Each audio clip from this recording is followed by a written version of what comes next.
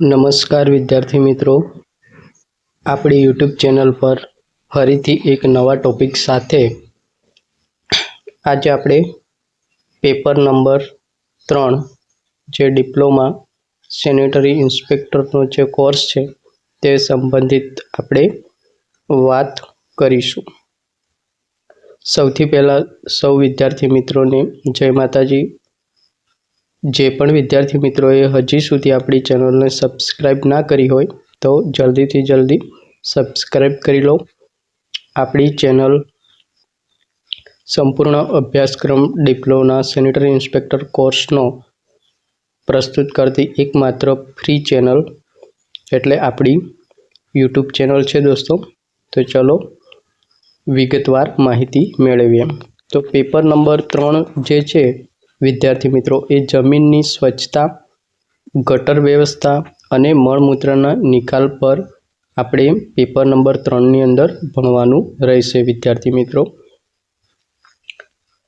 તો paper number 3ની અંદર મુખ્ય જે ટોપિકો છે તો કે જમીનની સ્વચ્છતા, ગટર અને મળમૂત્રનો નિકાલ, કચરાનો નિકાલ અને વ્યવસ્થાપન, માનવ મળમૂત્રનો નિકાલ અને વ્યવસ્થાપન, આકસ્મિક મૃત્યુના કિસ્સામાં દફન વિધિ અને શમશાન વિશે, જમીન પ્રદૂષણના નિયંત્રણ વિશે, જીવાણુ નિયંત્રણ અને જંતુનાશકોનો ઉપયોગ, આરોગ્યપ્રદ આવાસ અને કેમ્પનું સંચાલન, વ્યવસાયિક સ્વાસ્થ્ય અને પર્યાવરણીય પ્રદૂષણનું નિવારણ એવા ટોપિકો વિશે આપણે ભણવાનું રહેશે વિદ્યાર્થી મિત્રો.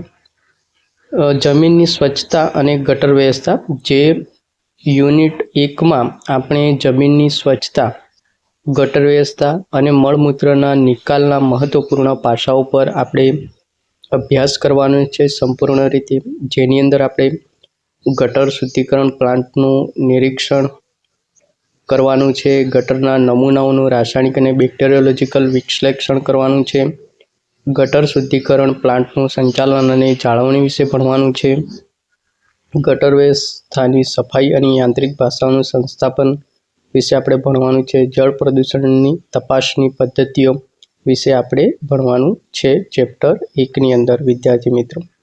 જ્યારે ચેપ્ટર 2ની અંદર વિદ્યાર્થી મિત્રો આપણે કચરાનો નિકાલ અને તેનું કેવી રીતે વ્યવસ્થાપન એટલે કે રિસાયકલિંગ કરવામાં આવે છે, કયા કયા વિભાગમાં કચરો મૂકવામાં આવે છે તે તમામ કેટેગરી વિશે આપણે ભણવાનું રહેશે.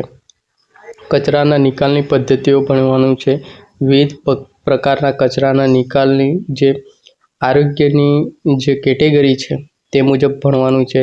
ત્યારબાદ કૃત્રિમ રીતે જમીન કેવી રીતે ભરવાની તેના વિશે આપણે ભણવાનું છે, જેમ કે વેસ્ટ લેન્ડ રિફિલિંગનો અને કચરાનો ખાતર તરીકે ઉપયોગ કેવી રીતે કરી શકાય તેના વિશે. ત્યારબાદ શૌચાલય બાંધકામ અને જાળવણી, સ્વચ્છ અને આરોગ્યપ્રદ શૌચાલયની ડિઝાઇન કેવી હોય છે આરોગ્યની દ્રષ્ટિએ તે વિશે ભણવાનું છે. ત્યારબાદ પાણીના દૂષણનો એટલે કે પ્રદૂષણનો નિકાલ કેવી રીતે કરવાનો છે તે વિશે ભણવાનું છે, અને પાણીના સ્ત્રોતોને સ્વચ્છ રાખવા માટેની તકનીકો એટલે કે આરોગ્યની દ્રષ્ટિએ કેવી રીતે આપણે પાણીના જે સ્ત્રોતો છે તેને સ્વચ્છ રાખી શકીએ તે વિશે આપણે ભણવાનું રહેશે વિદ્યાર્થી મિત્રો. ત્યારબાદ ચેપ્ટર 3ની અંદર માનવ મળમૂત્રના સુરક્ષિત અને સ્વચ્છ નિકાલ પર આપણે જાહેર આરોગ્યની દ્રષ્ટિએ આપણે તેને ભણવાનું રહેશે. તેમાં ગટર વ્યવહારનો કચરો, તેમાં માનવ મળમૂત્રનો સમાવેશ થાય છે, જળ પ્રદૂષણ અટકાવવાની પદ્ધતિઓ અને તેના મૂળ કારણો, શૌચાલયના વિવિધ પ્રકારો જેમ કે બોરહોલ, લેટ્રિન, આરસીસી શૌચાલય, સેપ્ટિક ટાંકી શૌચાલય અને તેની કાર્યપદ્ધતિ વિશે પણ આપણે ભણવાનું રહેશે વિદ્યાર્થી મિત્રો.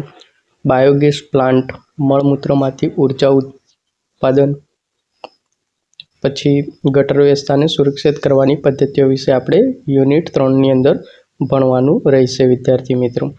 ત્યારબાદ આપણે યુનિટ 4માં જે આકસ્મિક કિસ્સાઓમાં કોઈ પણ વ્યક્તિનું મૃત્યુ થાય છે તો તેને દફન કેવી રીતે કરવાનું, ત્યારબાદ શમશાનની અંદર શું કાર્ય કરવાનું છે, શમશાનની અંદર જે અવશેષો રહે છે તે વિશે આપણે ભણવાનું રહેશે, જેમાં કે વિનાશક ઉપયોગી પદ્ધતિઓ, સુરક્ષિત અને આરોગ્યપ્રદ નિકાલની પદ્ધતિઓ ભણીશું. પછી દહન એટલે કે જે સ્મશાનની અંદર કોઈ પણ વ્યક્તિને દહન કરવામાં આવે છે તેના રેકોર્ડ રાખવા, યોગ્ય પ્રક્રિયાઓ કરી અને દસ્તાવેજીકરણ તેનું કરવું.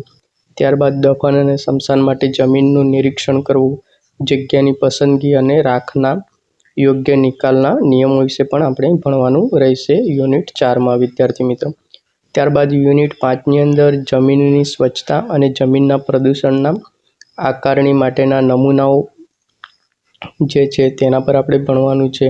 જમીનના પ્રદૂષણના આકારણી માટે નમૂનાઓનો સંગ્રહ કરવાનો, જમીનની pH સ્તરની તપાસ અને તેમાં થતા ફેરફારોની નોંધ વિશે ભણવાનું છે. આરોગ્ય દૃષ્ટિકોણથી જમીનના પ્રકાર, જમીનના ભેજના કારણો શું છે, બેક્ટેરિયા અને પરજીવીઓની ભૂમિકા શું છે તે વિશે પણ આપણે ભણવાનું રહેશે વિદ્યાર્થી મિત્રો. ત્યારબાદ વિદ્યાર્થી મિત્રો આપણે યુનિટ 6ની અંદર જીવાણુઓના નિયંત્રણ અને જંતુનાશકોનો કેવી રીતે ઉપયોગ કરવામાં આવે છે આરોગ્યની દૃષ્ટિએ તે વિશે આપણે પણ ભણવાનું છે. જેમ કે જીવાણુ અને વાતાવરણ નિયંત્રણ, સુરક્ષિત વાતાવરણ માટે બેક્ટેરિયાનું કેવી રીતે નિયંત્રણ કરી શકાય તે વિશે ભણવાનું છે. જંતુનાશકોની કેવી રીતે ઓળખ કરવાની અને તેના ઉપયોગ વિશે આપણે ભણવાનું છે. વિવિધ પ્રકારના જંતુનાશકો અને તેમના અસરકારક ઉપયોગ વિશે આપણે ભણવાનું રહેશે. છંટકાવના સાધનોનું સંચાલન એટલે કે જે આપણે રાસાયણિક દવાઓ છાંટવામાં આવે છે જે આરોગ્યની દૃષ્ટિએ, તેના સાધનોના વિવિધ ભાગોને સમજવાના, તેમાં ઉપયોગમાં લેવામાં આવતા સાધનોનું આપણે કેવી રીતે જાળવણી કરી શકીએ તે વિશે ભણવાનું રહેશે. ત્યારબાદ યુનિટ 7ની અંદર વિદ્યાર્થી મિત્રો આરોગ્યપ્રદ આવાસ અને કેમ્પનું સંચાલન એટલે કે જે મોટા મોટા ભોજનાલયો છે, રેસ્ટોરન્ટ છે, અમુક બેકરીઓ છે, અમુક મોટા મોટા આવાસો છે, જેમ કે આપણે જોઈએ કે સિટી લેવલની અંદર બહુ મોટા એપાર્ટમેન્ટ્સ હોય છે, મોટી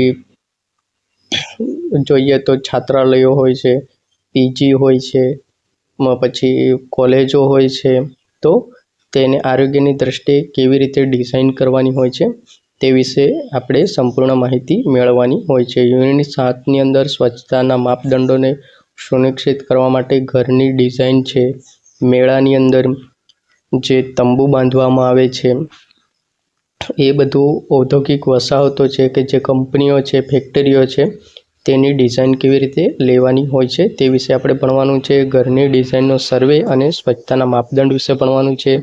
મેળાઓ અને ઔદ્યોગિક વસાહતોનું સ્વચ્છતા સંચાલન કેવી રીતે કરવાનું તે વિશે ભણવાનું છે. ભોજનાલય છે, પાણી છે, લાઇટિંગ અને કચરાના નિકાલની વ્યવસ્થા વિશે ભણવાનું છે. રોગોના ફેલાવાને રોકવા માટે કટોકટીની જોગવાઈઓ વિશે પણ આપણે વિદ્યાર્થી મિત્રો ચેપ્ટર 7ની અંદર ભણવાનું રહેશે.